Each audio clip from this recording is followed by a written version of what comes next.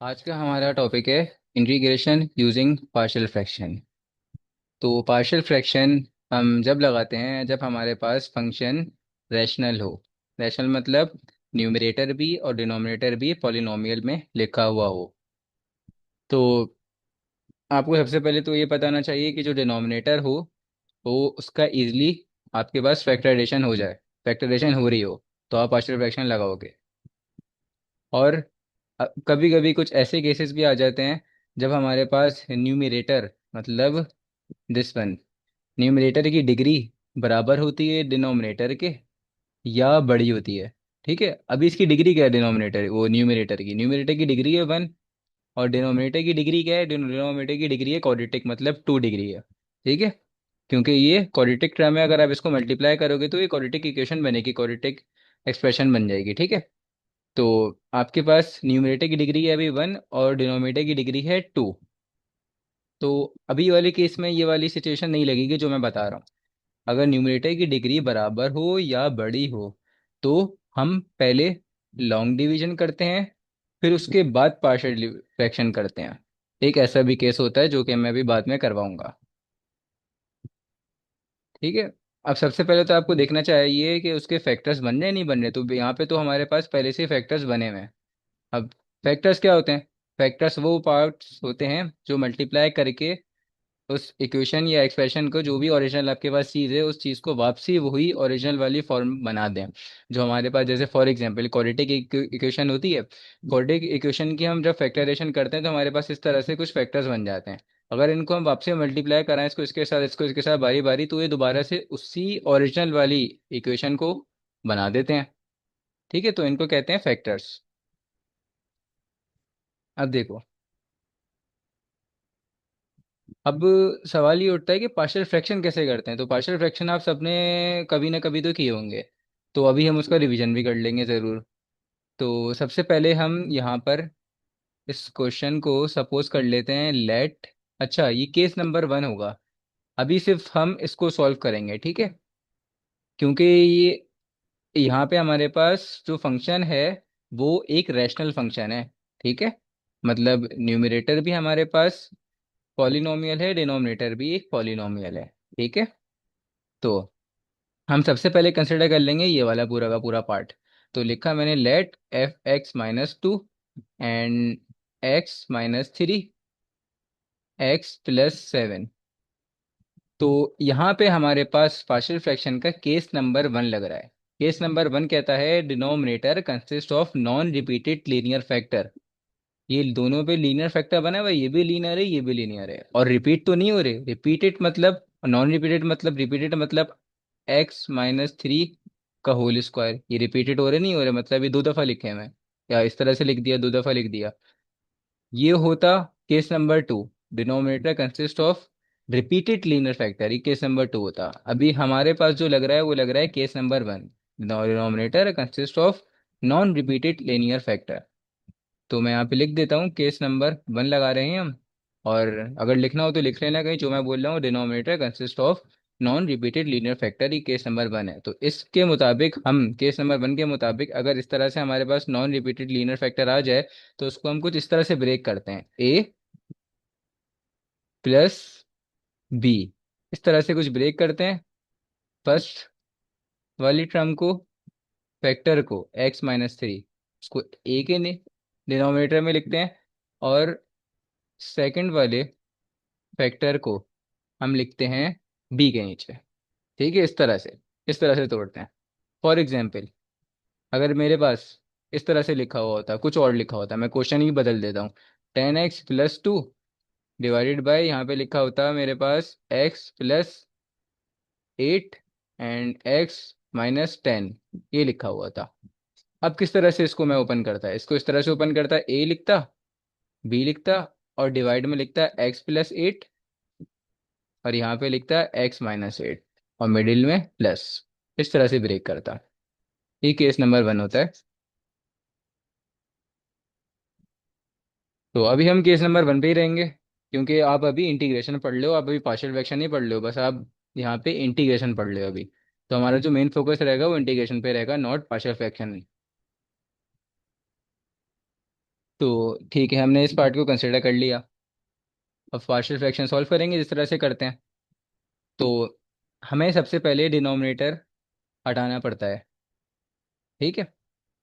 Denominator हटाने के लिए आप देखो, एक बात याद रखो, जो आपके पास लेफ्ट हैंड साइड पे इसका डिनोमिनेटर लिखा हुआ होगा ना, उसको आप मल्टीप्लाई कर दोगे बोथ साइड पे। ठीक है। जब मल्टीप्लाई कर दोगे बोथ साइड पे तो 5x-2 सेम इसी डिनोमिनेटर को कर दोगे। तो x-3 मल्टीप्लाई कर दिया बोथ साइड पर।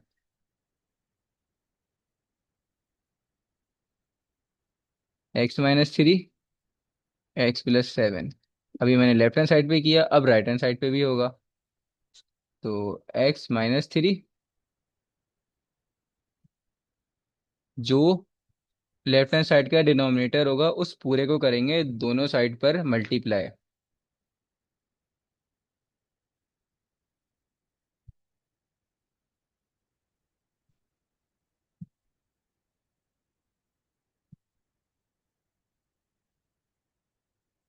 कर दिया, यहाँ पे भी कर दिया मल्टीप्लाई, यहाँ पे भी कर दिया, यहाँ पे भी कर दिया, बोथ साइड पे मल्टीप्लाई कर दिया।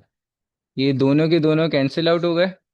x-3 कैंसिल आउट हो गया, x+7 कैंसिल आउट हो गया। अब ये स्टेप आप डायरेक्ट डायरेक्ट भी कर सकते हो, जरूरी नहीं है कि आप ये स्टेप शो करो। आप अपने माइंड में सोचो, अगर आप इसको मल्टीप्लाई कर दोगे यहाँ पर तो आपके पास दोनों के दोनों कैंसिल आउट हो जाएंगे, दैट सी बात है, डायरेक्ट कैंसिल आउट कर दो। जब यहाँ पे आप मल्टीप्लाई करोगे तो यहाँ पे सिर्फ आपके पास x+7 बच जाएगा। और अगर यहाँ पे मल्टीप्लाई करोगे तो x+7 से x+7 कैंसिल आउट हो जाएगा, तो x-3 बच जाएगा। तो आप डायरेक्ट नेक्स्ट स्टेप पे अब जो मैं आंसर लिखूंगा डायरेक्ट ये भी लिख लिख सकते हो। तो a x+7, b x-3। अच्छा, इसको बना दो इक्वेशन नंबर ए। ठीक है, इसको बना दो equation number A.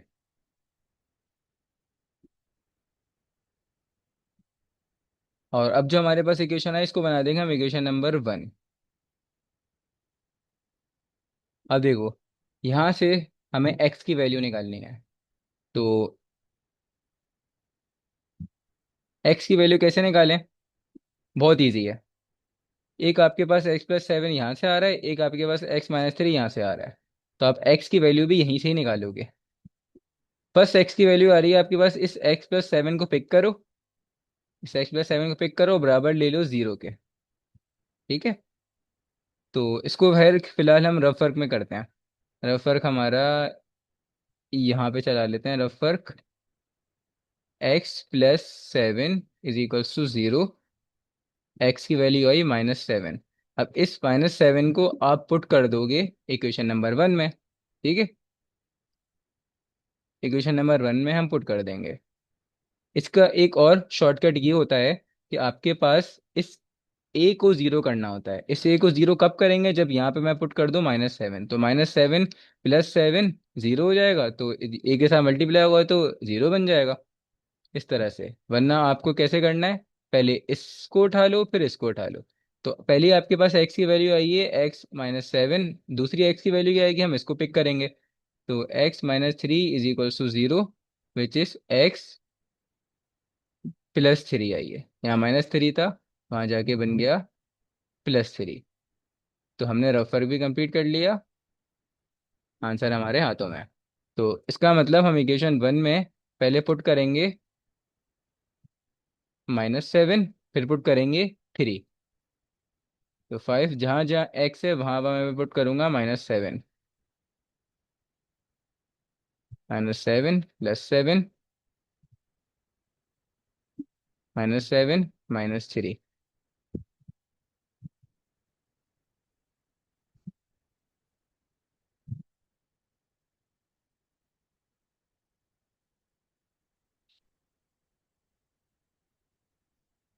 37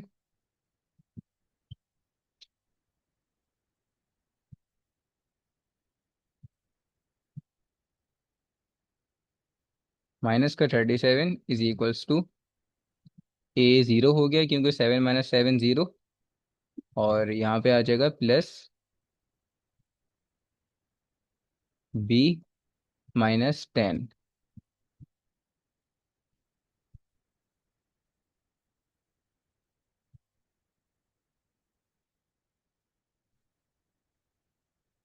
-37 is equals to -10b।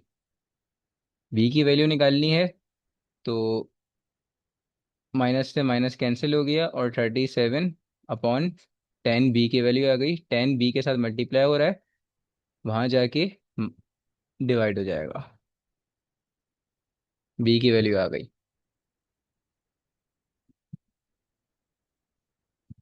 Equation हमने पुट किया था एक्स इज इक्वल्स टू 7। अब हम पुट करेंगे as x is equals to 3 equation number 1 में दोबारा से। तो put x is equals to 3 in equation 1। Equation 1 थी मेरे पास, यहाँ पे लिखी हुई है 5x - 2। 5 3 - 2 is equals to a 3 + 7 b 3 - 3। X की जगह पे 3 क्या आएगा? 3 - 3। तो इसको आप डायरेक्ट जीरो लिख दो अब। ठीक है, इसको मैं जीरो लिख रहा हूँ क्योंकि 3 - 3 जीरो, तो बी पूरा का पूरा जीरो ही हो गया। यहाँ से हमें ए की वैल्यू मिलेगी। 5 3 = 15 -2 13। 13 ए 10। 13/10 ए।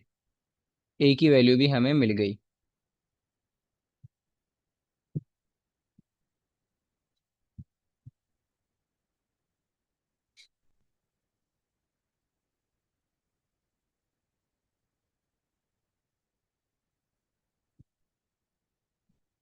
ए भी मिल गया, बी भी मिल गया। अब ए एंड बी को पुट करना है वापसी इक्वेशन नंबर ए में, तो हमारी पार्शियल फ्रैक्शन कंप्लीट हो जाएगी इस तरह से। ठीक है, हर क्वेश्चन में ऐसे ही होगा। Put value of A and B in equation A. Equation a थी मेरे पास 5x - 2 x - 3 x + 7 is equals to, यहाँ पे ए था प्लस यहाँ पे बी था। इस ए और बी की जगह पे ए और बी की वैल्यू पुट होगी। ए की वैल्यू आई है 13/10, और ए के बराबर में मतलब डिनोमिनेटर में लिखा हुआ था x - 3 प्लस। दिखा देता हूँ दोबारा से, देखो। 13/10 पिक कर, जो था पुट कर दिया, और x - 3 ऐसे आ गया जो लिखा हुआ था। इसी तरह से सेम बी के लिए करेंगे। तो अगर आप बी के लिए यहाँ पे देखो, बी की वैल्यू डलेगी और डिवाइड में आएगा डिनोमिनेटर में x + 7। बी की वैल्यू थी 37/10। 37/10 और x + 7। तो ये पूरा का पूरा देखो किसका आंसर है, मेन फंक्शन का आंसर है। फंक्शन, ये पूरा का पूरा फंक्शन ये था। इस फंक्शन का जो आंसर आया वो पूरा का पूरा ये आ गया पार्शियल फ्रैक्शन करके। तो अब जो मेन फंक्शन था, ठीक है, इसकी जगह पे मैं वो लास्ट वाला आंसर डाल सकता हूँ, नहीं डाल सकता? मतलब ये वाला आंसर डाल सकता हूँ, बिल्कुल डाल सकता हूँ। बस ए और बी की वैल्यू यहाँ पे लिखी हुई नहीं है, तो ए और बी की वैल्यू मैं निकाल चुका हूँ, लास्ट में लिख चुका हूँ। तो इस पूरे के पूरे फंक्शन की जगह पे यहाँ पे मैं वही वैल्यूज डाल दूंगा, मतलब जो मैंने लास्ट में अभी पूरा का पूरा एक नया फंक्शन बना दिया है। तो चलो करते हैं इसको अब सॉल्व। आपको मैंने बताया था आई के बराबर लेते हैं। अच्छा, एक दफ़ा पूरा फंक्शन लिख देते हैं दोबारा से, आपको दिखा देते हैं फंक्शन था क्या। फंक्शन ये था मेरे पास मेन, x - 3 x + 7 dx। तो इस पूरे को ही सॉल्व किया, यहाँ पे लिखा हुआ दिख रहा है ये पूरा का पूरा बराबर इसके है, तो अब ये आ जाएगा पूरा का पूरा। तो I is equals to 13/10 x - 3 +37/10 x + 7 bracket d x. दोनों के ऊपर अलग अलग से इंटीग्रेशन अप्लाई होगी। ये बिल्कुल आसान से हैं, पहली पहली दफ़ा कर रहे होगे तो जब भी शायद अभी मुश्किल हो रही हो, लेकिन ये इजीली सॉल्व अभी होना शुरू हो जाएंगे जब हम एक से दो क्वेश्चन करेंगे। तो पहले एक क्वेश्चन समझो, उसकी प्रैक्टिस करो, फिर देखो अगला वाला कैसे समझ में आता है।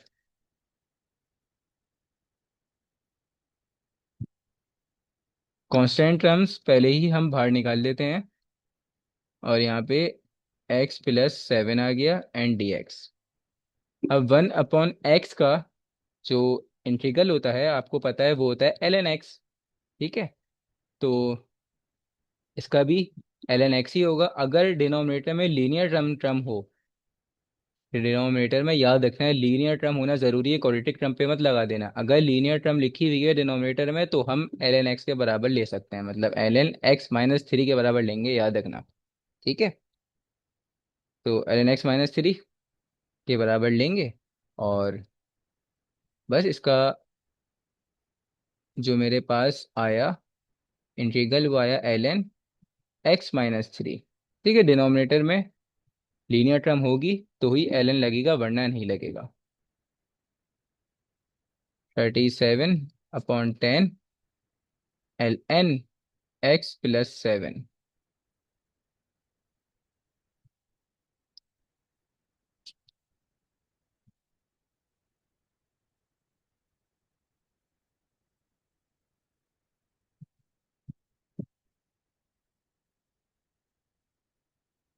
अब इसको कुछ हम इस तरह से भी अगर कन्वर्ट करना चाहें ना, तो कर सकते हैं। आपको दिखाता हूँ किस तरह से, मैं क्या किस तरह से रहा हूँ। 1/10 मैंने कांस्टेंट है बाहर निकाल लिया, यहाँ पे 13 ln x-3 ऐसे लिख दिया। यहाँ पे 37 ln x+7 ऐसे लिख दिया मैंने। अच्छा, प्लस सी भी आना था, एक बात का ध्यान रहे कि प्लस सी आएगा, क्योंकि यहाँ पे लिमिट्स नहीं दी गई थी। मैं जो सॉल्व कर रहा था, इनडेफिनेट इंटीग्रल सॉल्व कर रहा था। अब फाइनल आंसर में लगा देंगे। अच्छा, लॉग की प्रॉपर्टी है, इसके बराबर में कोई सी भी वैल्यू हो वो उसकी पावर बन जाती है। तो ln x-3 13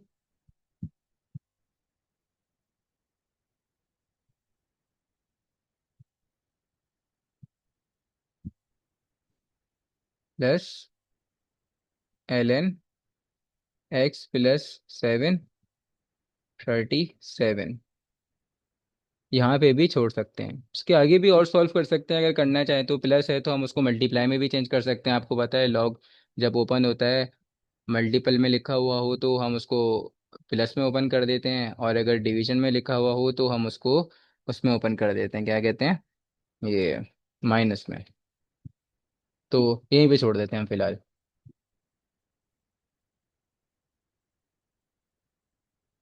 अब देखो, अब हम जब नेक्स्ट क्वेश्चन करेंगे तो अब और अच्छे से आएगी। Question number 2।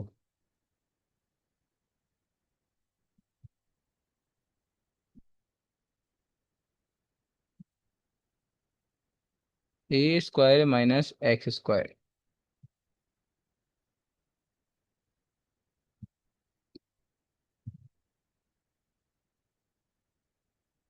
अच्छा, अभी ये डिनोमिनेटर अभी ना, डिनोमिनेटर में फैक्टर्स नहीं बने हुए अभी, तो फैक्टर्स बनाना पड़ेंगे। तो फैक्टर्स बन जाएंगे, और रैशनल फंक्शन जो है वो भी रैशनल में लिखा हुआ है, तो वो ईजिली बन जाएंगे। कैसे बन जाएंगे, देखो।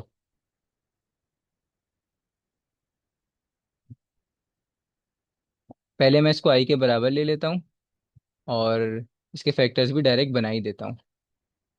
तो a² - x², a² - b² होता है a+b, a-b, a+x, a-x। बन गया फैक्टर्स।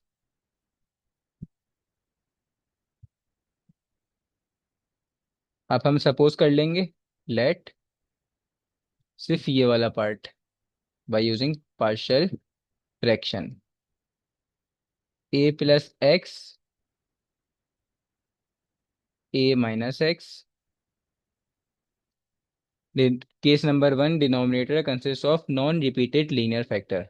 दोनों लीनियर टर्म्स हैं, बिल्कुल रिपीट तो नहीं हो रही, नहीं रिपीट नहीं हो रही। a+x, एक दफ़ा a-x। इसके आगे एक और टर्म अगर मैं लिख देता तो प्लस सी आ जाता। एक और टर्म लिख देता जो कि अगर रिपीट नहीं हो रही होती तो मैं प्लस डी लगा देता। इस तरह से सो वन ही चलता रहता। अब सेम वही कंडीशन जो डिनोमिनेटर में लिखा हुआ होगा, इसको बोथ साइड पे मल्टीप्लाई करेंगे। अगर मैं यहाँ पे मल्टीप्लाई कर दूँ इसको सेम टू सेम, तो आपको पता है कैंसिल आउट हो जाएंगे दोनों के दोनों और ओनली बचेगा वन। तो अब डायरेक्ट डायरेक्ट करते हैं, समझा दिया था ना।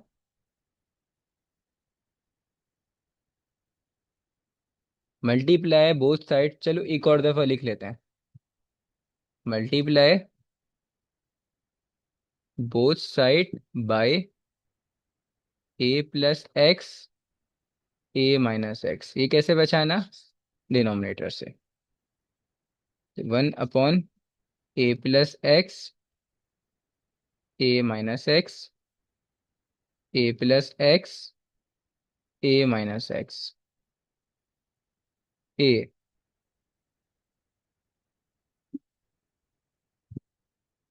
बोथ साइड पे मल्टीप्लाई हुआ a+x एंड a-x, तो लिख दिया।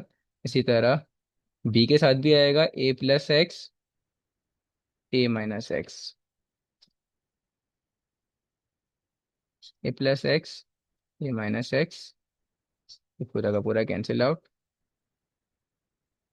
1 = a, a-x plus b, a+x। Rough work, अच्छा इसको बना देंगे इक्वेशन नंबर 1, और इक्वेशन नंबर ए इसको बनाते हैं जिसको हम सपोज करते हैं। रफ वर्क में यहाँ से x की वैल्यू निकालेंगे, पहले a-x पिक कर लेंगे, फिर a+x पिक कर लेंगे। तो a-x = 0 के बराबर लेंगे, और a = x। तो a की वैल्यू, मतलब x की वैल्यू पहली a आ गई, फिर दूसरी x की वैल्यू आ रही है a+x = 0, फिर इसको 0 के बराबर लेंगे। तो दूसरी x की वैल्यू आ रही है, x इधर ही रहा, माइनस का a, दूसरी बन रही है माइनस का a, x की वैल्यू। तो यहाँ से मुझे x की दो दो वैल्यूज मिल गई।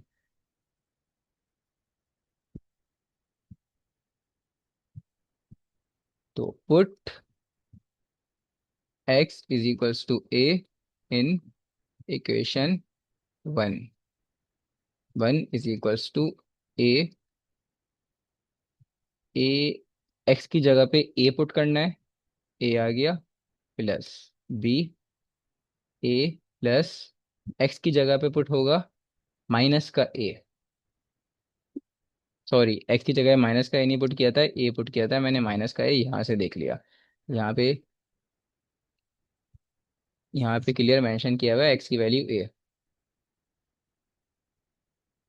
a-a 0, तो ये 0 बन गया, 0 नहीं लिखेंगे। तो a+a 2a। b की वैल्यू आ रही है 1/2a, b की वैल्यू। तो b की वैल्यू मुझे मिल गई।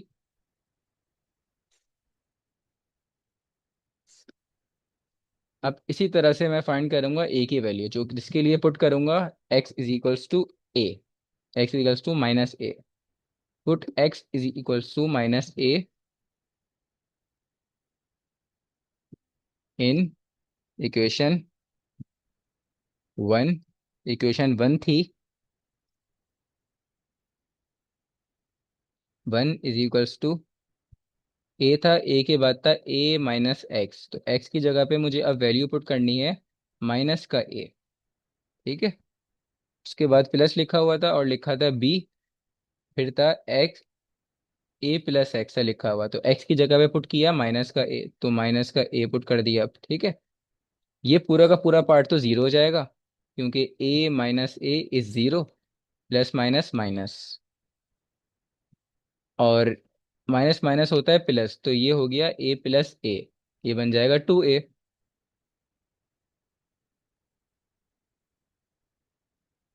2a, ये ज़ीरो बन गया।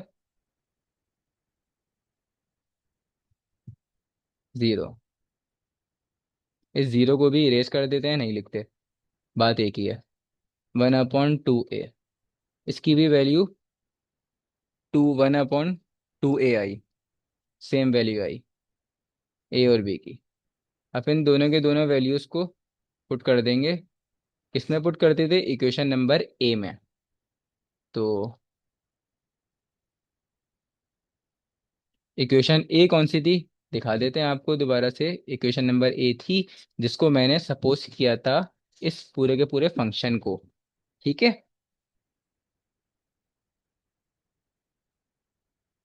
Put a and B in equation a. तो पहले इक्वेशन ए लिख देते हैं ताकि आप लोगों को मुश्किल ना हो, समझ में आ जाए। 1/x a minus x a plus x is equals to, यहाँ पे ए था, यहाँ पे बी था, सही है।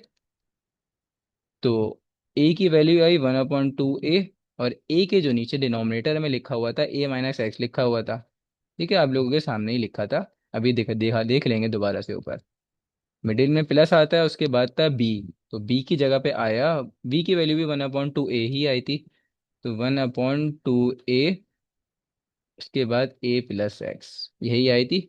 ठीक है, आपको इक्वेशन ए भी दिखा देते हैं दोबारा से, ये रही इक्वेशन है, आप देख सकते हैं।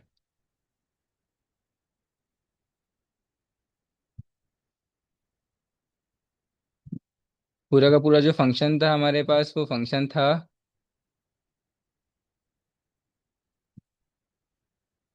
जिसको मैंने आई के बराबर लिया था, ये रहा। ठीक है, इसको दोबारा से लिख रहा हूँ। 1/a minus x a plus x d x. इस पूरे को एक जगह सपोज किया था ना, ये, तो लिख देंगे अब दोबारा से इस पूरे की जगह पे। तो 1/2a minus x plus 1/2a plus x d x, दोनों के ऊपर इंटीग्रल अलग अलग से अप्लाई होगा।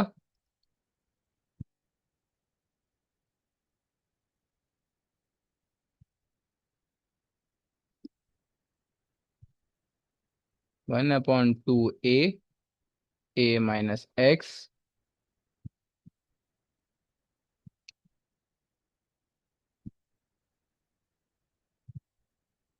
अच्छा, 1/2a तो कांस्टेंट है ना, तो इसको पहले ही हम बाहर निकाल लेते हैं, और यहाँ पे आ जाएगा a minus x d x, middle में प्लस 1/2a कांस्टेंट, तो बाहर a plus x and d x. ठीक है, दोनों के ऊपर अलग अलग से इंटीग्रेशन अप्लाई कर दी। अब ये देखो लीनियर टर्म बन रही है डिनोमिनेटर में, तो ln लगा सकते हैं, मतलब 1x बराबर होता है ln x के इंटीग्रल में, ठीक है, इंटीग्रल की बात कर रहा हूँ। तो 1/2a ऐसे ही आ गया, और यहाँ पे आ गया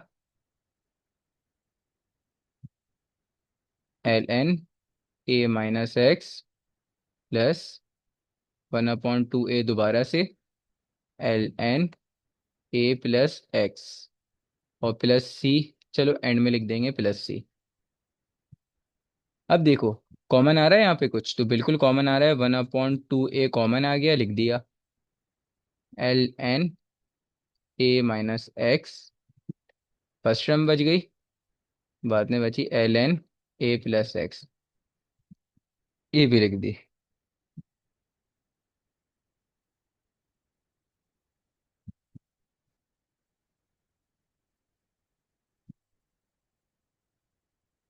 एंड प्लस सी। इसको इस तरह से भी लिख सकते हैं कि ये दोनों आपस में प्लस लिखा हुआ है ना इन दोनों के साथ मिडिल में, तो हम इन दोनों को माइनस में भी बदल सकते हैं, उसमें सॉरी मल्टीप्लिकेशन में भी हम बदल सकते हैं इसको। ठीक है, लॉग की जो प्रॉपर्टी होती है अकॉर्डिंग टू दिस प्रॉपर्टी।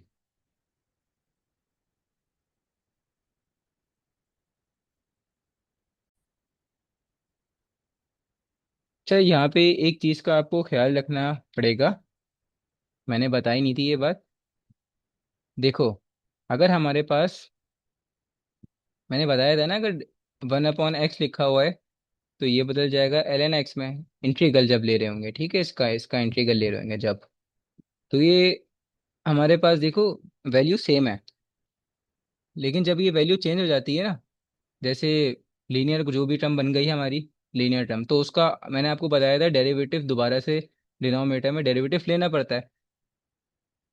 तो x+a का डिनोमिनेटर में दोबारा से डेरिवेटिव लेंगे, ठीक है। तो ले रहे थे तो वन बन रहा था, हर टाइम वन बन रहा था, लेकिन इस टाइम पे ना वन नहीं बना है, इसमें -1 बन गया जो अभी हमने क्वेश्चन किया है। तो अच्छा, अगर इसका नॉर्मल हम डेरिवेटिव लें तो देख लो, इसका वन बनेगा और इसका तो ज़ीरो, तो ln x, और यहाँ पे आ गया वन, और इसका तो ज़ीरो हो गया और इसका वन हो गया। तो हम लें या ना लें, शो करें या ना करें, बात एक ही है। ठीक है, तो इसलिए मैंने ऊपर बताया बताया नहीं था, लेकिन यहाँ पे देखो हमने ये वाली टर्म में, ठीक है, इसमें a-x में, इसमें तो कुछ नहीं, इसमें तो बन जाएगा सेम। यहाँ पे मैंने ln x के बराबर लिख दिया, ln x के बराबर इस तरह से, मतलब ln a-x लिख दिया, लेकिन डिनोमिनेटर में मुझे दोबारा से डेरिवेटिव लेना पड़ेगा। तो मैं डिनोमिनेटर में ज़रा आपको डेरिवेटिव लेके दिखाता हूँ।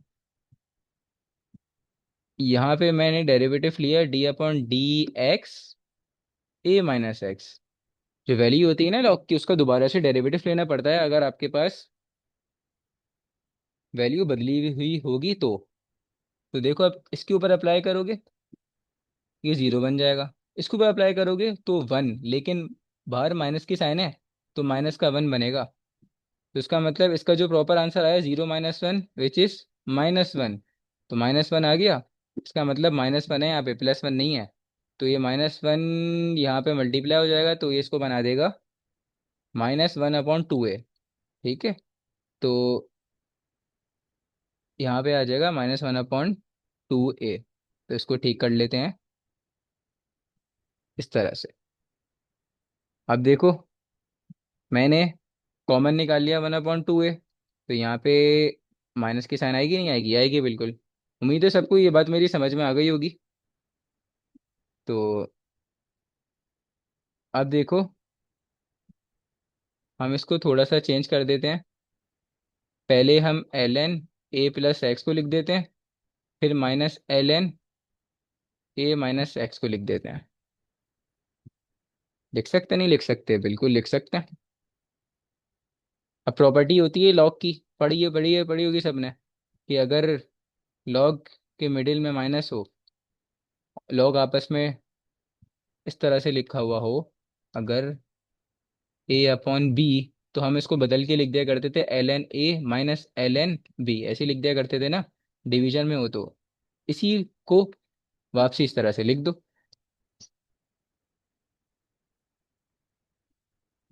1/2a ln a+x divided by a-x। Plus होती तो मल्टीप्लाई में आते, अभी प्लस नहीं है तो डिवीजन में आएगा। तो ये बन गया। अब इसको हटा दो, ब्रैकेट की ज़रूरत ही नहीं है। तो ln a+x a-x plus c is integration constant. Next question करते हैं।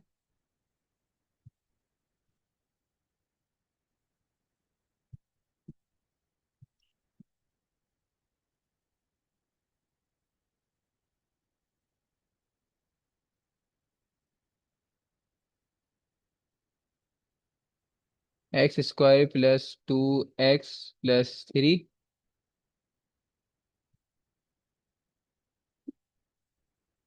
X cube minus x.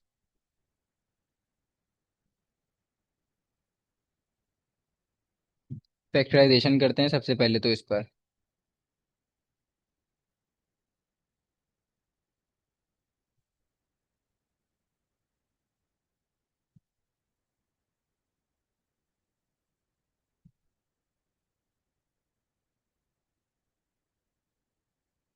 सबसे पहले मैंने इसको आई के बराबर ले लिया।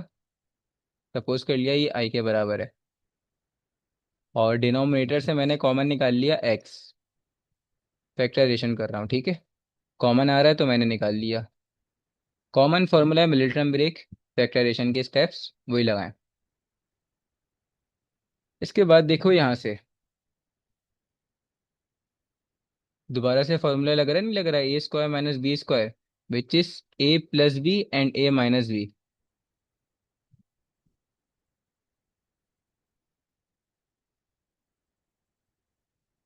X square plus 2x+3। अच्छा, मैंने एक बात बोली थी आप लोगों के ऊपर कि डिवीजन भी यूज़ होती है, फिर उसके बाद हम पार्शियल फ्रैक्शन लगाते हैं। तो देखो, न्यूमरेटर की डिग्री क्या है? न्यूमरेटर की डिग्री है 2, ठीक है। और डिनोमिनेटर की डिग्री क्या है? 3। तो अभी डिनोमिनेटर की डिग्री बड़ी है।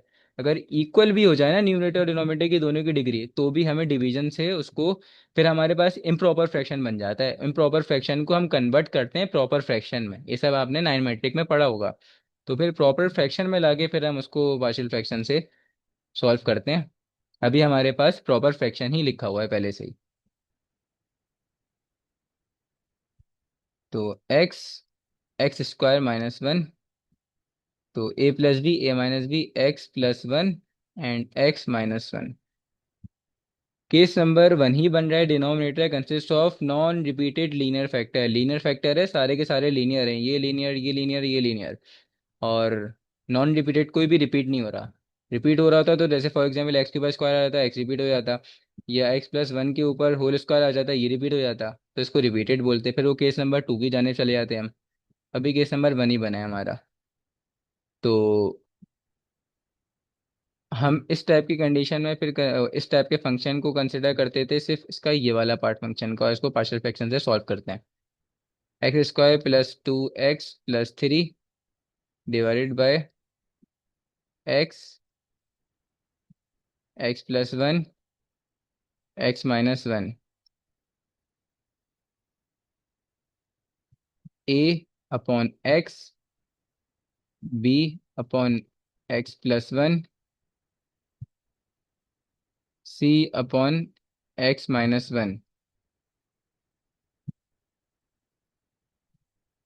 मल्टीप्लाई करेंगे बोथ साइड, पूरे के पूरे डिनोमिनेटर को। तो जाहिर सी बात है लेफ्ट हैंड साइड पे तो पूरा का पूरा कैंसिल आउट हो जाएगा। अब हम डायरेक्ट डायरेक्ट करते हैं। तो एक्स स्क्वायर प्लस 2x+3, ठीक है। अब x से x कैंसिल हो जाएगा तो बच क्या जाएगा? ये दोनों के दोनों बच जाएंगे, क्योंकि मुझे मल्टीप्लाई कराना है पूरे के पूरे को। तो x हटा के बाकी रिमेनिंग टर्म्स लिख देंगे। वरना आप चाहो तो बारी बारी स्टेप बाय स्टेप कर सकते हो। Multiply both side by this. अब x+1 कट जाएगा, तो x+1 कट गया तो ये और ये रिमेनिंग पार्ट बच गया x-1, ठीक है। c के साथ x-1 से x-1 कट जाएगा तो बच क्या जाएगा? ये वाला पार्ट रिमेनिंग बच जाएगा। तो c x,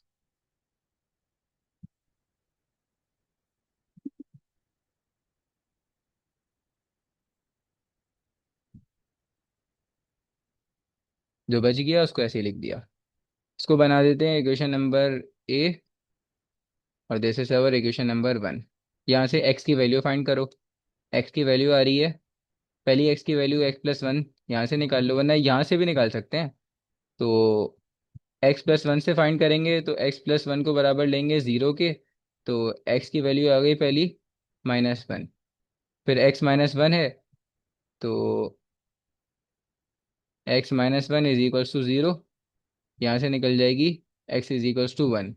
दूसरी वैल्यू x = 1 आ गई। तीसरी वैल्यू सिर्फ ओनली x लिखी हुई है, तो एक्स को बराबर लेंगे ज़ीरो के, तो इसका मतलब एक्स की वैल्यू तीसरी आ रही है, सिर्फ ज़ीरो आ रही है एक्स की वैल्यू। तीन वैल्यू निकाल ली मैंने। तो put x is equals to zero in equation one. पहले ये वाली वैल्यू पुट कर देते हैं। जहाँ जो एक्स है वहाँ वहाँ ज़ीरो पुट होगा, तो यहाँ पे भी ज़ीरो पुट होगा, यहाँ पे भी ज़ीरो पुट होगा, तो ज़ीरो प्लस ज़ीरो, ज़ीरो ही हो गया ना, two multiply by x zero, और प्लस थ्री, तो यहाँ पे सिर्फ प्लस थ्री बच गया। A zero plus one, zero minus one. यहाँ पे ज़ीरो पुट होगा तो मल्टीप्लाई होके पूरे को ही ज़ीरो बना देगा, यहाँ पे ज़ीरो पुट होगा तो मल्टीप्लाई होके सबको ही ज़ीरो बना देगा। तो उसके आगे का कुछ लिखने की ज़रूरत नहीं है। ए प्लस वन और ए माइनस वन, तो ज़ीरो प्लस वन और ज़ीरो माइनस वन, इसका आंसर बन जाएगा वन और माइनस वन। तो ये आ गया माइनस ए वन। ठीक है, तो ये बन गया माइनस ए। आपको दिखा दिया था अभी किस तरह से लिखा हुआ। तो माइनस की साइन वहाँ पे शिफ्ट हो जाएगी, multiply minus on both side, तो ए की वैल्यू आई -3। ए की वैल्यू हमें जो कि बिल्कुल ठीक मिली है। अब हम करेंगे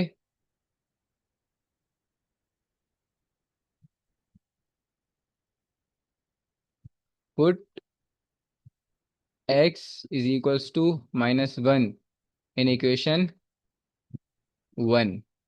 ठीक है, इक्वेशन वन में पुट करते हैं। इक्वेशन वन ये रही पूरी की पूरी, -1 पुट कर रहे हैं अब। तो -1 का स्क्वायर प्लस, उसके बाद टू आएगा, -1 प्लस थ्री। अच्छा, यहाँ पे -1 पुट होगा, तो -1 प्लस वन इज ज़ीरो। तो यहाँ पे ज़ीरो आ गया, तो इस ज़ीरो ने पूरे ए को ज़ीरो बना दिया। तो हमें लिखने की ज़रूरत नहीं है। याद रखना है, पहले ही देख लेना है ताकि आपके एग्जाम में टाइम बचे। स्टेप बाय स्टेप इतने स्टेप शो करवा के लिखोगे तो पेपर रह जाएगा, पूरा नहीं हो पाएगा। इसी तरह से ए तो ज़ीरो हो गया, तो मैंने ज़ीरो लिख दिया, चलो ज़ीरो लिख देते हैं, कोई बात नहीं। यहाँ पे अगर मैं -1 पुट करूँगा, यहाँ पे -1 पुट करूँगा, तो ये आंसर देगा। तो बी, एक्स की जगह पे -1, यहाँ -1 और -1, ठीक है लिख दिया। यहाँ पे अगर मैं -1 पुट करूँगा, अच्छा यहाँ पे -1 प्लस वन, तो ये बन जाएगा ज़ीरो। ये ज़ीरो सबको ज़ीरो बना देगा, मल्टीप्लाई हो रहा है ना सबके साथ ही है, इसके साथ ही मल्टीप्लाई हो रहा है, इसके साथ भी हो रहा है, तो ज़ीरो ही बना देगा पूरे के पूरे का। तो बस सिर्फ आप यहाँ पे बी लिखोगे, उसके अलावा और कुछ नहीं लिखोगे। वन का square which is one, with the help of calculator आप इसको फाइंड कर सकते हो। तो वन प्लस, मतलब one minus two plus three, two answer आ रहा है इसका, टू लिख देंगे। बी -2 आ गया, और ये -2 इसके साथ मल्टीप्लाई होगा, तो ये बना देगा इसको +2।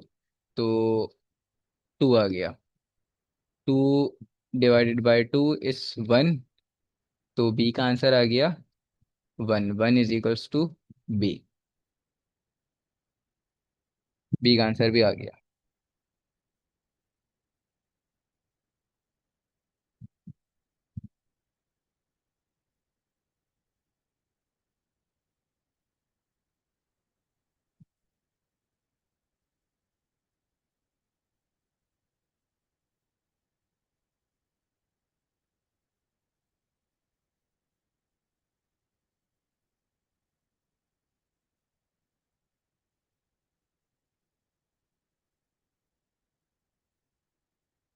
नेक्स्ट करते हैं। Put x is equals to, कौन सी वैल्यू बची है, वन वाली बची है बस। Put x is equals to one in equation one. Put x is equals to one in equation one. Equation one दिखा देते हैं दोबारा से, ये लिखी हुई है देख सकते हो आप। मैं यहाँ पे डायरेक्ट लिखूंगा, वन का square plus two, one plus three. X की जगह जहाँ जहाँ एक्स था वहाँ वहाँ मैंने वन लिख दिया।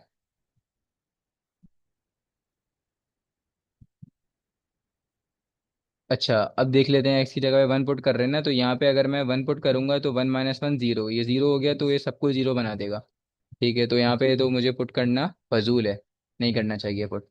अगर मैं यहाँ पे पुट करूँ वन, तो ये भी वन माइनस वन जीरो हो जाएगा, तो ये भी जीरो हो गया, ये भी सबको जीरो ही बना देगा, तो फायदा नहीं है, यहाँ भी फजूल है पुट करना, बी भी पूरा का पूरा जीरो ही होगा ना।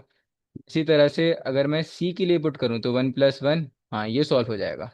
बिल्कुल, तो सिर्फ इन दोनों को पहले ही जीरो कर देंगे, और सी वाली लिख देता हूँ, c x x plus one, तो यहाँ पे आएगा वन और one plus one,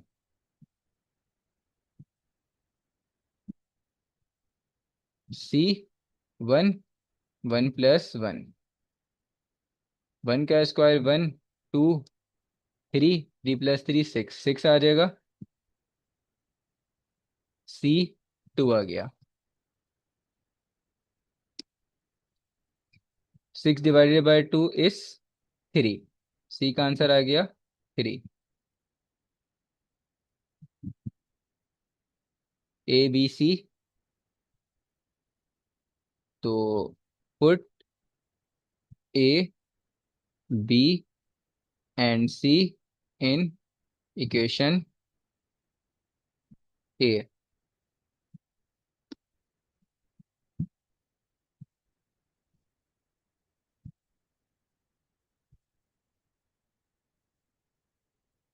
equation a थी x square plus two x plus three divided by x, x plus one, x minus one. सबको याद होगा, ए था, ए के नीचे एक्स था, फिर था बी, बी के नीचे एक्स प्लस वन था, फिर था सी, सी के नीचे एक्स माइनस वन था, यही था। बिल्कुल। अब ए की जगह ए की वैल्यू, बी की जगह बी की वैल्यू, सी की जगह सी की वैल्यू, वैल्यूज डाल देते हैं रेस करके। सी की वैल्यू थ्री, यहाँ पे थ्री लिख दिया, बी की वैल्यू वन, ए की value minus three, minus three. इसको सॉल्व कर लेते हैं दोबारा से। अच्छा, पहले तो आपको पता होना चाहिए कि ये पूरा का पूरा जो हमारा आया है किसकी जगह पे आया है, हमने जो फंक्शन लिखा हुआ था, फंक्शन हमारे पास ये था, x square plus two x plus three,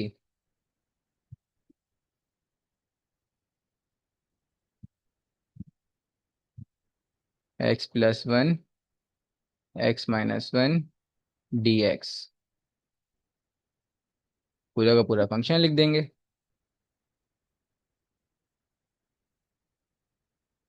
minus three upon x plus one, x plus one, three x minus one.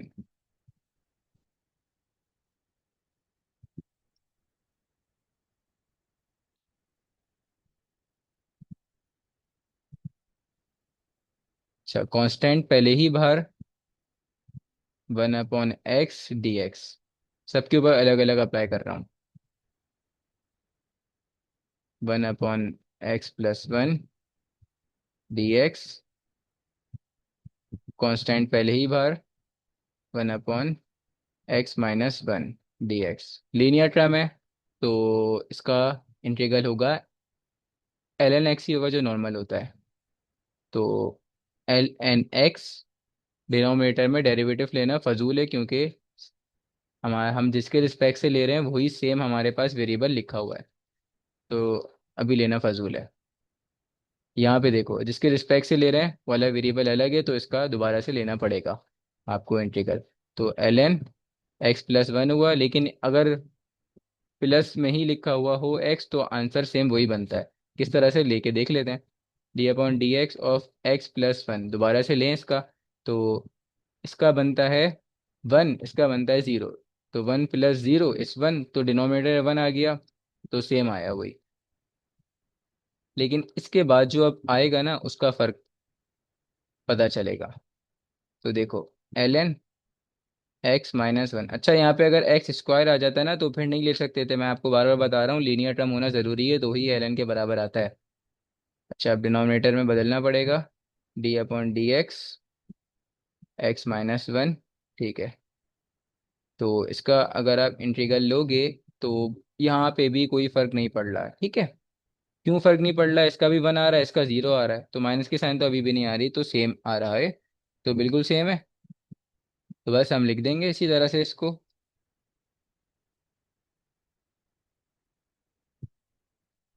Plus सी। अच्छा, इसको चेंज कर दें। बिल्कुल, चलो इसको चेंज कर देते हैं। लॉग की जो प्रॉपर्टी होती है नॉर्मल, वही प्रॉपर्टी लगाते हैं लॉग की। और तो मैं इसको थोड़ा सा आगे पीछे कर रहा हूँ। आगे पीछे का मतलब ये पहले लिख रहा हूँ, ये बाद में लिख रहा हूँ, और इसको सबसे एंड में लिख रहा हूँ। कुछ वजह है, अभी समझ जाओगे क्यों है, क्या वजह है वो।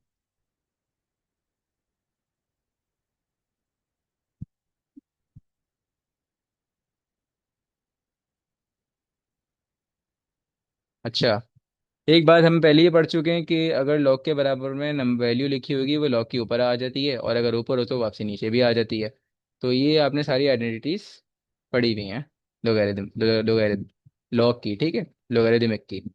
तो आप क्या करेंगे, इस थ्री को दोबारा से ऊपर लिख देंगे। थ्री ऊपर, इसका भी थ्री ऊपर। प्रॉपर्टी लगाएंगे दोबारा से, प्लस में लिखा हुआ है तो इसका मतलब हम इसको मल्टीप्लाई में लिख देंगे। मल्टीप्लाई में कैसे लिखते हैं, एक दफ़ा ln लिखा, और यहाँ पे लिख दिया x+1 एंड x-1 का क्यूब। इस तरह से लिख दिया, होल क्यूब। ठीक है। अब देखो, यहाँ पे लिखा हुआ है -ln x³ तो माइनस तो आ गया ना। अब माइनस जब आ जाता है तो हम इसको लिख देते हैं डिनोमिनेटर में। तो डिनोमिनेटर में लिख देंगे ln। इस तरह से बना दो इसको, बड़ा सा ब्रैकेट टाइप। तो x+1 x-1 cube divided by x³ plus C. बन गया।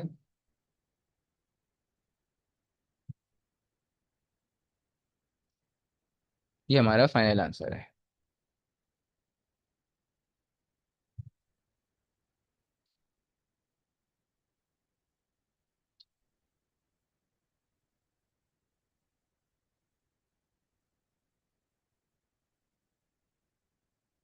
Next question.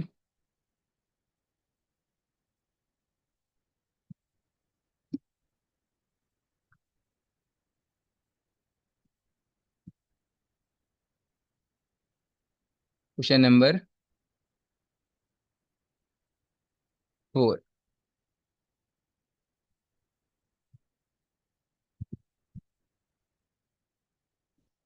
x³ plus 3x+1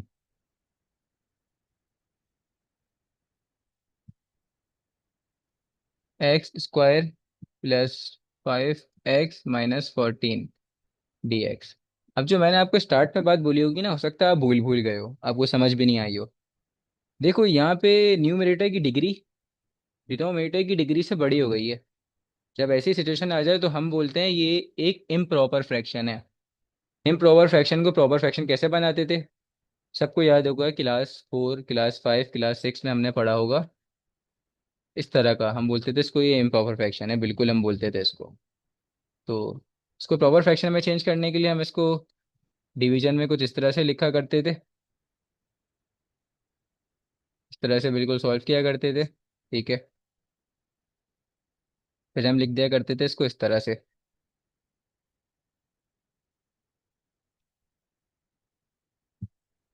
ठीक है, अगर सबको याद हो तो इसको इस तरह से एरोज भी बना दिया करते थे पहले हम, इस तरह से। सही है। तो अच्छा, ये दोनों आपस में मल्टीप्लाई होते हैं, ये उसके साथ प्लस होता है। 6 2 12 +3 15, वापसी ये बनेगा, बनेगा। तो इसको मैं इस तरह से भी लिख सकता हूँ, 2 + 3/6। इसको आप सॉल्व कर लो with the help of LCM। ठीक है। 6 आ गया, which is 12 multiply by 6 multiply by 1, plus 3, 15/6। वही बना, नहीं बना, वही बना। इस तरह से सॉल्व करते थे। इसी तरह से पॉलिनॉमियल्स को भी हम चेंज करते हैं इम्प्रॉपर फ्रैक्शन को प्रॉपर फ्रैक्शन में, मेथड ऑफ डिवीजन की मदद से। तो ये एक इम्प्रॉपर फ्रैक्शन है, मैंने आपको बता दिया, क्योंकि इसकी न्यूमरेटर की जो डिग्री है वो बड़ी हो रही है डिनोमिनेटर की डिग्री से। देख सकते हो, देख सकते हो। तो डिवीजन मेथड से अगर किसी को याद हो हम किस तरह से सॉल्व करते थे, तो अभी दिखाते हैं।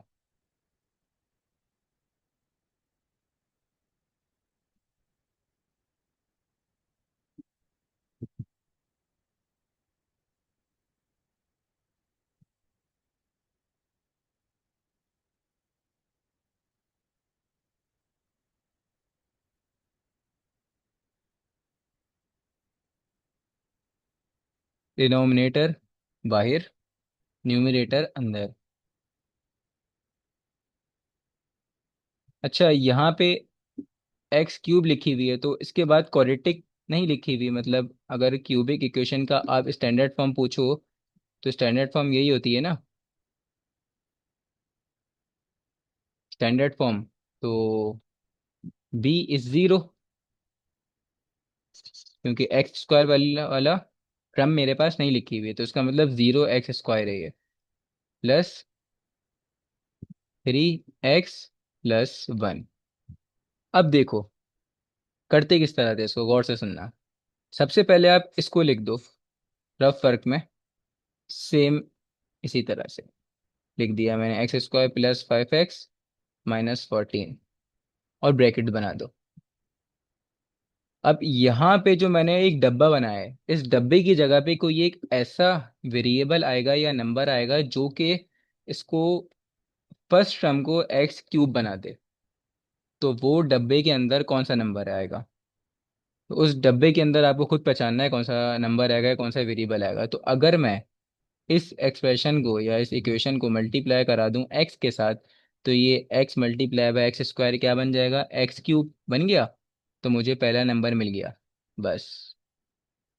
x³ इसके साथ भी मल्टीप्लाई होगा, सबके साथ होगा, इसके साथ भी होगा तो क्या बनेगा, ठीक है, इसके साथ होगा तो ये बनेगा 5x², बिल्कुल। इसके साथ होगा तो क्या वो बनेगा, -14x, ठीक है। तो करवाया किससे, इस डब्बे के अंदर आया x, तो x से करवाया, प्लस के x से करवाया है, तो याद रखना प्लस का x, ठीक है। तो प्लस के साइन के साथ, प्लस के साइन के साथ ही लिखा हुआ है, जब कोई सी साइन नहीं लिखते तो हम प्लस की, उसका मतलब होता है प्लस लिखा हुआ है। तो आंसर क्या आया, पूरा का पूरा जो आंसर आया उसको हम एज इट इज लिख देंगे यहाँ पर। तो x³ + 5x² -14x। अच्छा, जब डिवीजन करते हैं तो पता है प्लस की साइन को माइनस में कन्वर्ट कर देते हैं, और प्लस माइनस की साइन को प्लस में बदल देते हैं डिवीजन करते वक्त। ये पूरा का पूरा कैंसिल हो जाएगा, बिल्कुल हो जाएगा कैंसिल, मतलब x³ - x³ 0, 0x² -5x² which is -5x², plus minus sorry plus plus plus, तो प्लस का 17x, प्लस का 17x, एंड प्लस का 1 एज इट इज ऐसे ही आ जाएगा, ठीक है भाई। अब जो यहाँ पे टर्म आएगी ना, इस टर्म को दोबारा से हम यहाँ पे ब्रैकेट बना के लिख देंगे। अच्छा, रफ वर्क का जो कॉलम है इसको इस तरह से एक लाइन ड्रॉ कर देते हैं ताकि कोई कंफ्यूजन ना हो। अच्छा, दोबारा से, अच्छा अब इस पूरे की पूरी टर्म को दोबारा से हम एक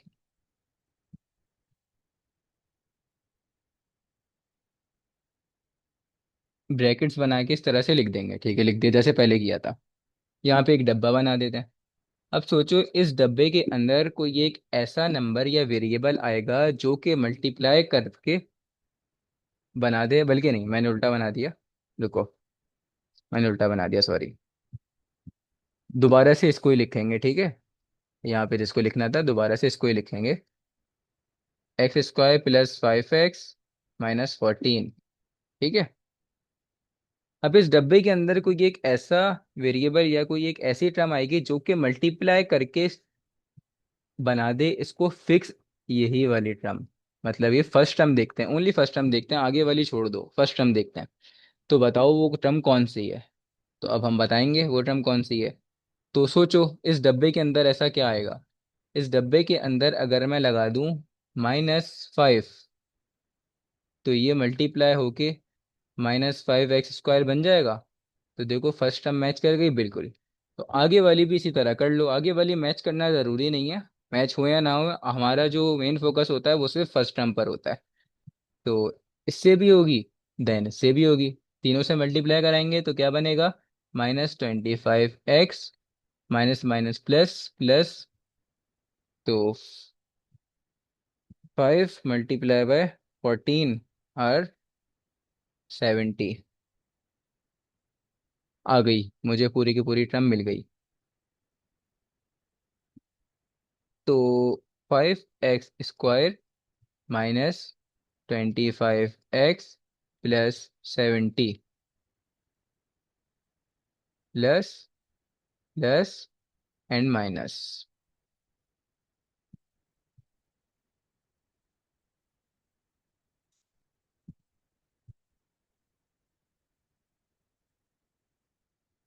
माइनस माइनस प्लस कैंसिल।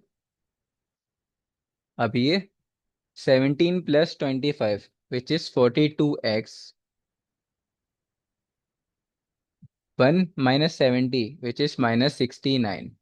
ठीक है। अभी रिड्यूस हो गई, इसमें चली गई, लीनियर टर्म में चली गई, बस यहीं पे रोक देंगे। ठीक है। क्योंकि अब वापसी अगर आप इसको करते हो x² प्लस 5x - 14 को, तो ऐसा कोई इस डब्बे के अंदर ऐसी कोई सी भी वैल्यू नहीं है अब जिसको मल्टीप्लाई करा और दोबारा से यही बन जाए 42x, क्योंकि ये तो अब कम हो रही है ना। मतलब ये क्वाड्रेटिक से लीनियर में जा रही है, तो आपको डिवाइड करना पड़ेगा जब ये सेम बनेगी, मल्टीप्लाई करके नहीं बन सकती, डिवाइड करके। तो बस इस पॉइंट ऑफ टाइम पे आके हम रुक जाते हैं। ठीक है। और इसको लिखते वैसे ही है जैसे मैंने ऊपर आपको नंबर्स वाले लिखा था ना। जब हम प्रॉपर फ्रैक्शन को इम्प्रॉपर फ्रैक्शन में वो इम्प्रॉपर को प्रॉपर में कन्वर्ट करना, मैं आपको अभी ऊपर सिखा रहा था 15/6 को, जैसे मैंने लिखा था उसको बिल्कुल सेम वैसे ही लिखते हैं। तो कौन सी टर्म का मैंने किया था, इस पूरी की पूरी टर्म को सॉल्व किया था ना, तो इस पूरी की पूरी टर्म को अगर मैं बदल के लिख दूं, ये x³ plus 3x+1 divided by x² plus 5x - 14 is equals to, ये बराबर है, किसके बराबर है, अभी अभी मैंने पूरी डिवीजन की है ना। अच्छा हाँ, एक एक चीज़ मैं लिखना भूल गया। मैंने पहले डब्बे में किया था x को, तो यहाँ पे मैंने x लिखा था ना। अब सेकंड टाइम पे मैंने किसको सॉल्व किया, -5 को, तो -5 भी मुझे यहाँ पे लिखना चाहिए था जो कि मैंने लिखा नहीं, तो -5 लिख दिया। ठीक है। तो x - 5 से किया। तो सेम उसी तरह से ही आता है, आपके पास डिवीजन में आती है यही वाली टर्म। ठीक है। अगर समझ में नहीं आ रहा हो तो आप वीडियो को बैक करना और देखना, जब मैंने 15/6 को सॉल्व करवाया था तो मैंने डिवीजन में नीचे कौन सी टर्म लिखी थी, कौन सी वैल्यू लिखी थी, देख लेना। 5x - 14। इसी तरह से उसके बाद आता है ये x - 5, तो x - 5 को हम बराबर में इस तरह से लिखेंगे और प्लस बना देंगे, मैंने आपको बताया था अभी, एलसीएम भी लेके दिखाया था। ठीक है, इस तरह से लिख सकते हैं। फिर ये जाती है इसके साथ, तो यहाँ पर ऐसे करके 42x - 69। फर्स्ट टर्म तो हमें मिल गई यहाँ पे x - 5, लेकिन इसको हमें पार्शियल फ्रैक्शन से ब्रेक करना पड़ेगा। क्यों ब्रेक करना पड़ेगा, देखो अब आपके पास ये प्रॉपर फ्रैक्शन बना या नहीं बना, बना। न्यूमरेटर की जो डिग्री है विच इज 1, लीनियर टर्म है, और डिनोमिनेटर की डिग्री आपके पास है क्वाड्रेटिक। तो अभी आपके पास इम्प्रॉपर से प्रॉपर बन गई है, और पहले नहीं थी, पहले न्यूमरेटर की डिग्री बड़ी थी और डिनोमिनेटर की कम थी। ठीक है। और यही डिवीजन मेथड हम जब भी अप्लाई करेंगे जब हमारे पास न्यूमरेटर और डिनोमिनेटर की डिग्री सेम होगी, जब भी अप्लाई करेंगे, मतलब यहाँ पे भी 2 होगा और यहाँ पे भी 2, जब भी अप्लाई करना पड़ेगा ये। और इस तरह से हम उसको फिर प्रॉपर फ्रैक्शन में लेके आते हैं। ठीक है, अब मैं सिर्फ कंसिडर कर रहा हूँ, अच्छा इसको बना दो इक्वेशन नंबर 1। अब मैं कंसिडर कर रहा हूँ सिर्फ इस वाले पार्ट को कंसिडर कर रहा हूँ मैं सिर्फ, क्योंकि इसी के ऊपर मैं लगाऊंगा ना पार्शियल फ्रैक्शन। पार्शियल फ्रैक्शन, ठीक है, पहले डिनोमिनेटर को मुझे डिनोमिनेटर के फैक्टर्स निकालना पड़ेंगे, तो डिनोमिनेटर के आप फैक्टर्स बाय यूजिंग कैलकुलेटर भी निकाल सकते हो, वरना कॉमन फार्मूला है मिलिटन ब्रेक। तो चलो हम निकालते हैं। 14 का एलसीएम लेते हैं पहले, यहाँ 1 है या 14 है, तो 1 मल्टीप्लाई बाय 14, तो 14 का एलसीएम लेंगे सबसे छोटे टेबल से, 2 7 7 1। तो 7 2 और 7 मुझे नंबर मिल गए, दो नंबर। मिडिल वाले के साथ साइन है प्लस की, तो इन दोनों में जो भी वैल्यू बड़ी होगी उसके साथ प्लस की साइन आएगी, प्लस की साइन। इसके साथ कोई ऐसी साइन लगाओ कि प्लस क्या माइनस होके ये +5x ही बनना चाहिए। तो माइनस की साइन लगाऊंगा, जाहिर सी बात है, जो कि मैं लगा चुका हूँ ऑलरेडी। और ये बन रहा है +5। ठीक है, क्योंकि मिडिल वाली टर्म दो हिस्सों में टूट रही है, वो दो टर्म्स ये आएंगी, तो मुझे मिल गई।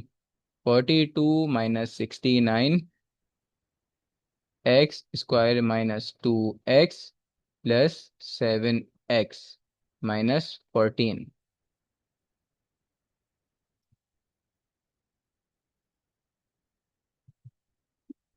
42 - 69,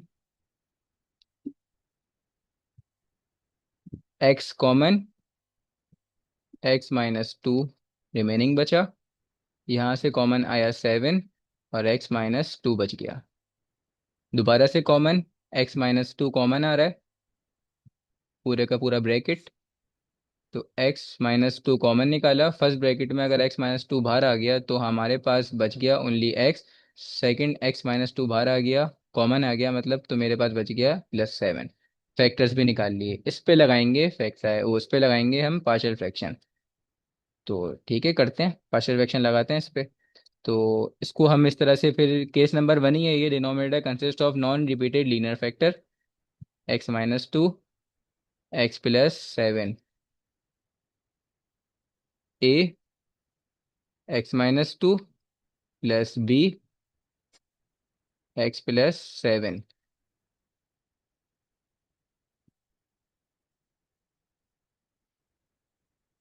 ये बन गई इक्वेशन नंबर ए।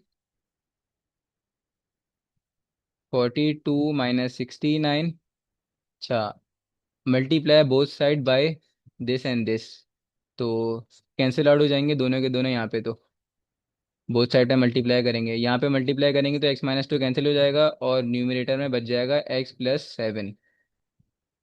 यहाँ पे x +7 कैंसिल हो जाएगा तो बच जाएगा ओनली x-2 बच जाएगा, x-2। ये बन गई इक्वेशन नंबर 1। अब आप देख लो यहाँ से आपके पास x की वैल्यू क्या है, यहाँ से देख लो, यहाँ से देख लो, आपकी मर्जी है। तो रफ फर्क, x की वैल्यू आ रही है एक आपके पास x +7 = 0, -7 आ रही है एक x की वैल्यू, और दूसरी x की वैल्यू आ रही है ओनली 2। ठीक है, तो हमें यहाँ से x की वैल्यू भी मिल गई। तो put x = -7 in equation 1।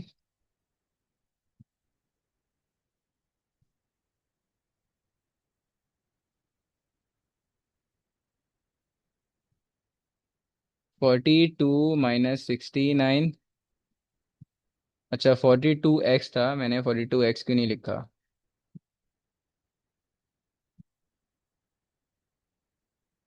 42x, 42x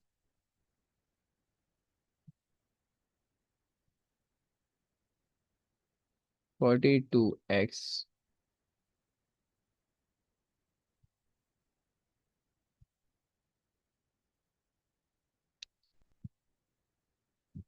42x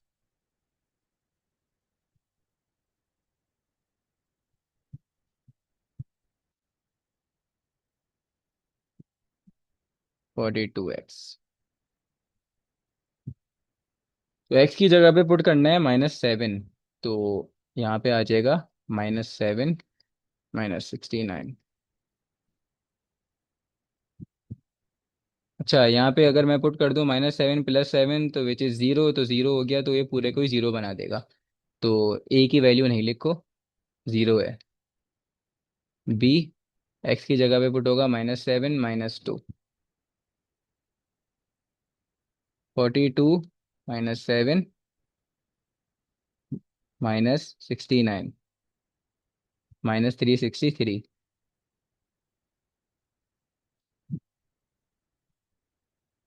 is equals to -9। 363 divided by 9, minus से माइनस कैंसिल हो जाएगा। 363 डिवाइडेड बाय 9, 121/3। तो बी की value I 121/3।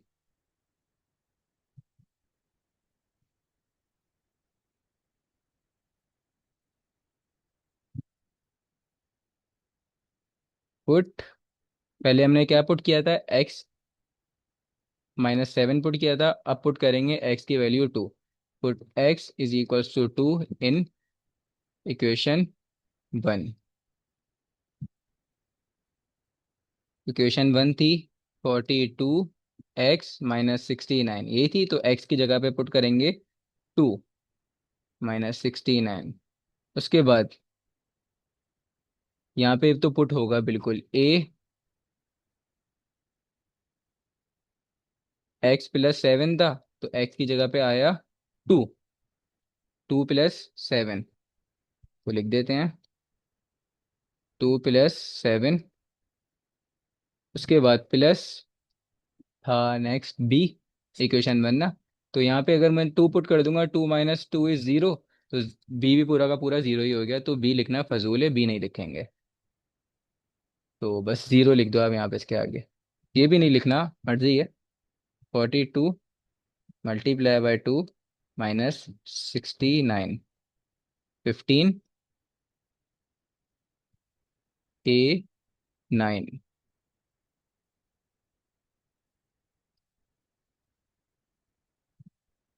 15/9 is equals to A। 15/9 which is 5/3। A की वैल्यू आई 5/3। ए की वैल्यू और B की value को पुट करेंगे इक्वेशन ए में। Put value of A and B in equation A. Equation A कौन सी है हमारी, ये रही, 42x -69, x -2, x +7। 42x - 69 division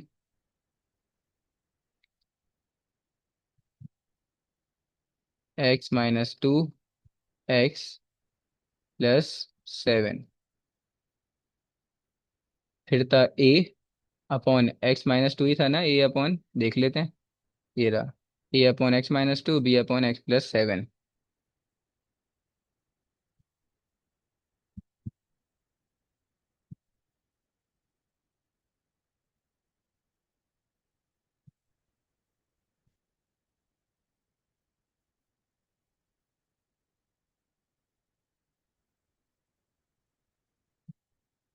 a/x -2, तो a की वैल्यू a की जगह पुट होगी, a की वैल्यू a की जगह डाल देते हैं, जो कि थी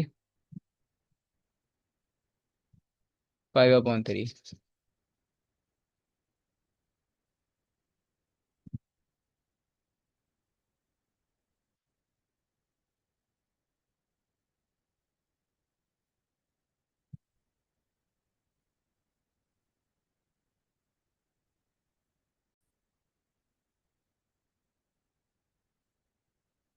प्लस बी की वैल्यू लिखेंगे, दिखा देते हैं यहाँ पे। इक्वेशन ये थी बी अपॉन एक्स प्लस 7, तो बी की वैल्यू आई है 121/3 और एक्स प्लस 7 लिख दी हमने। अब इस पूरे को कंसिडर जो किया था, कहाँ पे कंसिडर किया था हमने, ये रहा कंसिडर, यहाँ पे किया था कंसिडर। किसकी जगह पे कंसिडर किया था, इस पूरे की जगह पे। तो इक्वेशन 1 में पुट करेंगे पहले तो उठा के इस पूरे को। तो ठीक है, इस पूरे की जगह पे ये पुट कर देंगे यहाँ पे। तो ये इस पूरे का आंसर क्या है, इस पूरे का आंसर तो लास्ट में आया हुआ है वही आंसर है। वो पहले तो यहाँ पे पुट होगा। ठीक है, अभी करते हैं पुट यहाँ पे। तो लिख देता हूँ इसके आगे पुट इन 1, ये पूरा का पूरा 1 इक्वेशन में। तो 1 इक्वेशन थी हमारे पास, दिखा देता हूँ 1 इक्वेशन कौन सी थी, x³ + 3x + 1 divided by,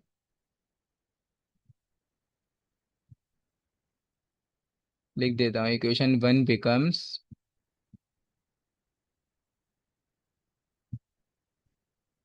x² + 5x - 14, फिर इज इक्वल्स टू, यहाँ पे था x - 5 प्लस, अच्छा यहाँ पे पूरा का पूरा यही लिखा हुआ था 42x - 69, और पूरा डिवीजन में यही लिखा हुआ था। तो इस पूरे की जगह पे आएगा जो अभी हमने निकाला है 5/3 x - 2 प्लस 121/3 x + 7, ये आएगा। ठीक है, अब दोबारा से देखना है, ये पूरा का पूरा किसकी जगह पे लिखा था, ये पूरा का पूरा मेन फंक्शन था हमारा। क्वेश्चन देखते हैं, ये देखो पूरा का पूरा ये मेन फंक्शन था। इस पूरे को ही सॉल्व किया है तो इस पूरे की जगह पे आ जाएगा अब हमारे पास। ठीक है, तो आई के बराबर लिया नहीं, आई के बराबर लेके आपको दिखा देते हैं। जो मेन क्वेश्चन था वो ये था 3x + 1 x² + 5x - 14 dx, इस पूरे की जगह पे ये आ जाएगा। हमने पहले, याद रखो पहले हमने इसको इम्प्रॉपर फ्रैक्शन को प्रॉपर फ्रैक्शन में चेंज किया, फिर उसका एक पार्ट उठा के हमने उसका पार्शियल फ्रैक्शन वाले तरीके से सॉल्व किया। ठीक है, पार्शियल फ्रैक्शन वाले से सॉल्व करके अब पूरे के पूरा जो फंक्शन हमारा बन गया, उस पूरे पूरे फंक्शन को हम पुट कर देंगे मेन अपने फंक्शन में बस।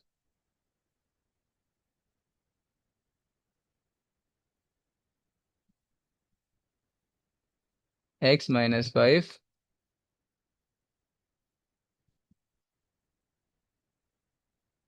x - 2 x + 7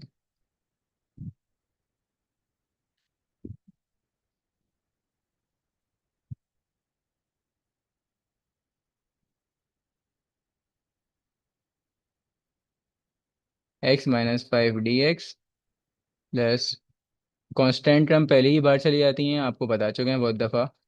सबके ऊपर अलग अलग अप्लाई कर रहा हूँ अब इंटीग्रेशन। 121/3 x + 7 dx,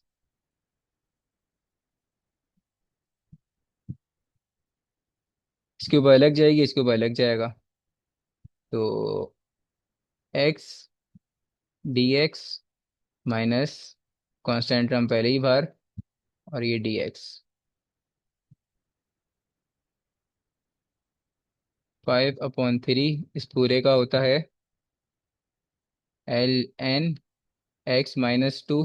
डिनोमिनेटर में दोबारा से इसका डेरिवेटिव लो तो सेम वही बनेगा, 1 बनेगा मतलब। तो लेना लो ना लेना नहीं लो, एक ही बात है, समझ लो हम ले चुके हैं। 121/3, यहाँ पे भी ln x + 7, तो डिनोमिनेटर में दोबारा से डेरिवेटिव लो तो 1 बनेगा, तो कोई मसला नहीं है।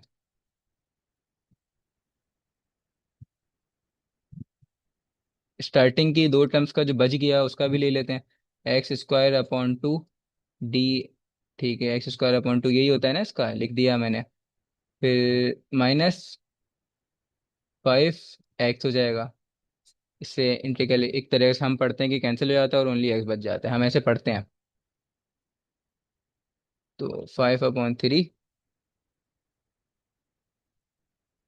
ln। अच्छा, हमें इसको इस तरह से भी पढ़ सकते हैं, मैं आपको बताता हूँ। इसको लिख दूँ मैं 1/3 ln x-2 का होल, वो x-2 का होल 5। ठीक है, ये ऊपर चले जाता है ना पावर में, इसी तरह से 1/3 हो गया। और ये ln x+7, ये पूरा का पूरा चले गया ऊपर। ठीक है, बाहर। तो इसको भी बाहर ले जाते हैं, मतलब ऊपर ले जाते हैं 121। तो 1/3 कॉमन आ रहा है, 1/3 कॉमन निकाल देंगे।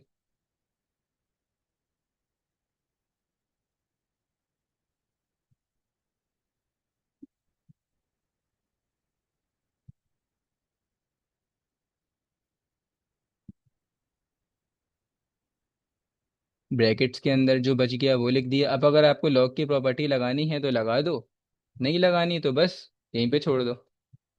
तो प्रॉपर्टी लगेगी अगर, तो लगेगी कौन सी, मल्टीप्लिकेशन वाली लगेगी। तो लगा के आपको दिखा देते हैं, वरना छोड़ना चाहे तो हम यहाँ पे भी आंसर ख़त्म कर सकते हैं। तो ln x-2 whole 5 x+7 whole 121 plus सी। This is our answer. Integration by parts ये यहाँ पर ख़त्म हुई। इस तरह से हमने पढ़ा substitution method, trigonometric substitution, integration by parts and integration by partial fraction. अब हम क्वेश्चन पढ़ेंगे, कुछ मिक्स टाइप के क्वेश्चंस।